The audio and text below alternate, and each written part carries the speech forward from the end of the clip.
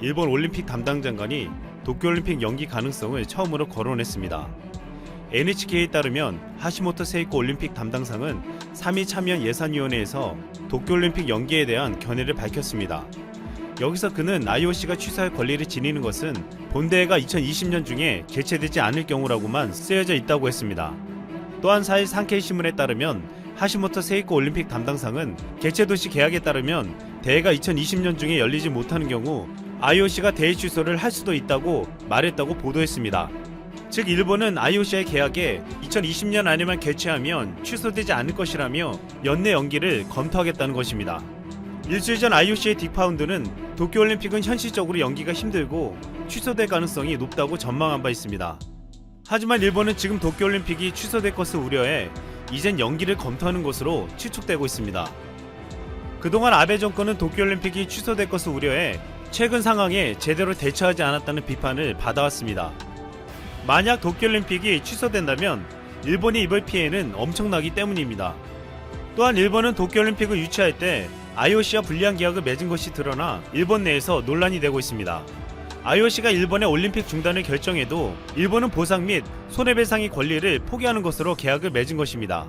만약 IOC가 취소 결정을 하면 일본은 피해액을 고스란히 감당해야 합니다. 일본의 일부 언론에서는 최근 상황과 올림픽 중지까지 겹치면서 총 59조 원의 손실을 예측했습니다. 이는 이미 경기장 건설 등 지출된 15조 원을 제외한 액수였습니다. 이번 도쿄올림픽을 통해 창출되는 경제효과가 300조 원으로 예측하기도 했기에 이 모든 피해액을 합산하면 그 액수는 천문학적이었습니다. 이 때문에 IOC와의 계약 내용에 2020년 중에 열리지 못하면 취소될 수도 있다고 했기에 일본은 어떻게 해서든 올림픽을 올해 안에 열려고 하는 것으로 보이고 있습니다. 여기서 IOC의 양해를 구하고 1년을 연장하자는 말도 나오고 있지만 막대한 유지 비용과 다른 일정들과 겹치기 때문에 이 또한 쉽지 않을 것으로 보이고 있습니다. 앞으로 일본이 올해 안 연기를 희망해도 이것이 쉽지 않은 중요한 이유가 있습니다. 그 이유는 가을부터 시작되는 미국 프로스포츠와 일정이 겹치고 올림픽 방영권을 가진 미국 방송사의 이해를 얻을 수 없다는 것입니다. 실제로 미국 방송사들은 주요 프로스포츠 일정과 겹치는 10월에 올림픽을 중계하는 것에 난색을 표해왔습니다. 그럼에도 일본은 올림픽 취소를 막기 위해 올해 안에 올림픽을 열려고 할 가능성이 높아지고 있습니다. 사실 일본은 미국 방송사들의 압력만 아니면 무더운 날씨 때문에 가을에 올림픽을 여는 것이 더 나았습니다. 이 때문에 일본은 지금 IOC와 접촉해 연기를 하게 해달라고 물밑에서 로비를 벌이고 있는 게 아니냐는 관측도 나왔습니다.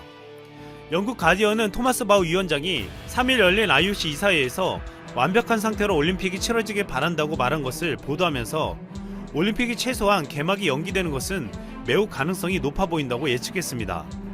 이 같은 상황에서 도쿄올림픽을 아예 관중 없이 치르자는 제안도 나왔습니다. 영국 일간지 데일리 메일은 지난 2일 영국 사이클 대표팀 감독 스테픈 파크가 도쿄올림픽을 무관중으로 하는 것이 올림픽 취소나 연기를 피할 수 있는 최선의 방법이라고 주장했다고 했습니다. 이미 지난달 29일부터 일본 프로야구는 무관중 시범 경기를 치르고 있고 개막전도 무관중으로 할 가능성이 높아지고 있습니다. 오늘 26일 시작하는 도쿄올림픽 성화봉송 행사도 사상 처음으로 무관중으로 하는 것이 검토되고 있습니다. 사실 IOC는 무관중으로 올림픽을 치르게 되면 중계권 수입과 스폰서 수입에서 큰 손실을 보지 않게 될 수도 있습니다. 또한 오랫동안 준비해온 선수들도 4년 만에 찾아온 올림픽을 놓치지 않게 됩니다. 하지만 문제는 일본입니다. 일본도 올림픽이 취소되는 최악의 경우는 피하게 되지만 일본으로서는 올림픽을 연기하는 것이 훨씬 더 나은 방법입니다. 이미 일본은 올림픽에 오는 관광객을 위해 엄청난 비용을 들여 경기장과 인프라를 구축해 놓았습니다. 최근 분위기로는 많은 관광객이 오지 않을 것으로 보이지만 연말이 되면 상황이 나아질 수도 있기 때문입니다. 이 때문에 일본은 올해 안으로 연기를 위해 사력을 다할 가능성이 크고 미국의 방송사들은 완강히 거부하며 충돌할 가능성이 커지고 있습니다. 그러다가 결국 무관중으로 치러질 가능성도 배제할 수 없습니다. 일본의 한 네티즌은 이 상황을 이렇게 정리했습니다. 연기는 다른 일정 때문에 어렵고 선수가 일본에 안 올 테니 무관중 개최도 할 수 없다. 중단을 피할 수 없는 이상 경제적으로 타격을 줄이려면 빨리 중지를 결정해라. 올림픽 비용은 차라리 이번 상황을 해결하는 데 써라. 앞으로 도쿄올림픽이 무관중 올림픽이 될지 동계올림픽이 될지 아니면 결국 취소될지 지켜봐야 할 것 같습니다. 대한민국의 삼성그룹과 CJ그룹, 중앙그룹을 만든 이병철.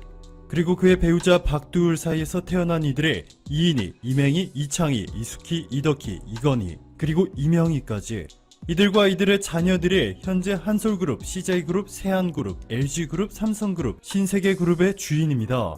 이 중에서 CJ그룹의 딸 이미경이 바로 오늘의 주인공인데요. 그녀의 영어 이름은 미키 리. 경기 여자고등학교를 졸업한 뒤 서울대에서 가정관리학을 공부하였고 이후 하버드대학교 대학원에서 동아시아 지역학 석사, 그리고 중국 푸단대학교에서 중국 역사학 박사까지 다양한 분야에 관심을 가졌던 이미경은 1998년부터 한국의 문화 콘텐츠 사업을 본격적으로 흔들어 놓기 시작하였습니다. 이후 CJ ENM에서 엠넷과 슈퍼스타 K의 대성공을 이끌었고 봉준호 감독의 마더, 박찬욱 감독의 박쥐, 친절한 금자씨 등의 영화 총제작자, 책임 프로듀서로 참여하며 회사에 대박을 안겨다 주었습니다. 자, 그런데 여기서 문제가 하나 발생하죠. 지난 박근혜 정권 때 이미경이라는 이름이 블랙리스트에 오르게 되었습니다. 한국을 충격에 휩싸이게 만든 문화예술계 블랙리스트. 여기에는 이미경 CJ그룹 부회장뿐만 아니라 봉준호 감독, 배우 송강호도 포함되어 있었습니다. 당시 MBN이 단독 보도로 박근혜 정권의 전 핵심 수석과 CJ그룹 최고위층 인사 간의 녹음 파일을 공개하였는데요. VIP의 뜻이며 CJ그룹 이미경 부회장의 퇴진을 요구하였다 밝혔습니다. 결국 이미경 부회장은 2014년 미국으로 떠나야만 했고 한동안 조용히 지낼 수밖에 없었죠. 그런데 결국 이미경 부회장이 또 한 번 대형 사고를 쳤습니다. 아주 훌륭한 사고 말이죠. 전 세계적으로 극찬을 받고 있는 봉준호 감독의 영화 기생충에서 책임 프로듀서를 맡은 것인데요. 오스카 수상식에서 이미경 CJ그룹 부회장이 수상소감을 한 것에 대해 비판하는 이들도 있었습니다. 이분들의 의견은 감독이나 배우가 수상소감을 발표해야 한다는 것이죠. 하지만 박근혜 정권 때 블랙리스트에 포함돼 거센 압박을 받았음에도 봉준호 감독의 영화들의 투자를 꾸준히 지속해왔던 점과 오스카 수상을 위해 100억 원 이상을 지출한 것으로 전해지고 있습니다. 이렇게 거금을 들인 것은 한국에선 다소 생소한 미국의 수상작 선정 방식 때문인데요.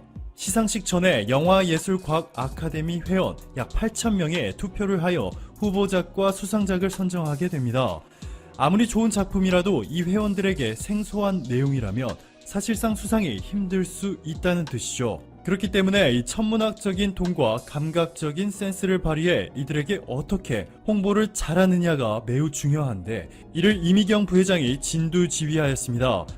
물론 이번 기생충의 글로벌 초대박 행진은 봉준호 감독의 역할이 절대적으로 큰 것이 사실이지만 해외 언론들이 이미경 부회장을 함께 집중 조명하고 있습니다. 미국 워싱턴 포스트는 봉준호 감독, 배우 송강호, 그리고 이미경 CJ 부회장을 포함해 9,000여 명의 한국 예술가들이 박근혜 정부의 블랙리스트에 올랐었다며 블랙리스트가 밝혀지지 않았다며 영화 기생충은 지금 빛을 보지 못했다 전했습니다. LA타임스는 기생충 책임 프로듀서 미키 리에 대해 7가지 알아야 할 점이라며 이미경 부회장이 하버드를 졸업한 것과 슈렉, 쿵푸판다를 제작한 드림웍스를 초기에 알아보고 과감하게 투자를 진행한 데다가 1998년 한국에서 최초로 멀티플렉스 상영관 CGV를 만든 것, 2017년에는 서울의 세계 최대 IMAX를 연 것, 그리고 그녀가 얼마나 영화광인지, 그리고 그 열정을 사업으로 옮기고 있다는 소개도 함께 보도하였습니다. 호주의 대표 미디어 ABC는 포춘의 기사를 인용해 영화 기생충의 투자자가 한국에서 가장 유명한 재벌가의 일원이다. 사회 엘리트의 전형이라며 이미경 부회장이 영화 기생충이 말하는 재벌가의 전형적인 예이고 한국에서 가장 영향력 있고 강력한 여성 영화 프로듀서라고 보도하였습니다. 이미경 부회장이 수상소감 발표 당시 입었던 드레스도 전 세계인들의 뜨거운 관심을 받고 있습니다. 미국 연예계 전문 미디어죠. 할리우드 리포터에 따르면 이미경 부회장은 자신이 입었던 드레스에 대해 이렇게 설명합니다. 내가 오랫동안 소장했던 꼼데 가루송 빈티지 자켓이다. 영화 기생충에 나오는 문구들을 새기면 정말 재미있을 것이라 생각했다고 전했습니다. 실제로 무계획이 최고의 계획, 나 정말 진지해요. 기생충은 쿨하다 등 영화 기생충 속 명대사들을 검은색 밴드 위에 새겼고 검은색 밴드 또한 기생충 영화 포스터에서 눈을 가리는 검은색 밴드를 표현한 것이라 전했습니다. 오늘도 감사합니다. 최고로 행복한 하루 보내시길 바랄게요.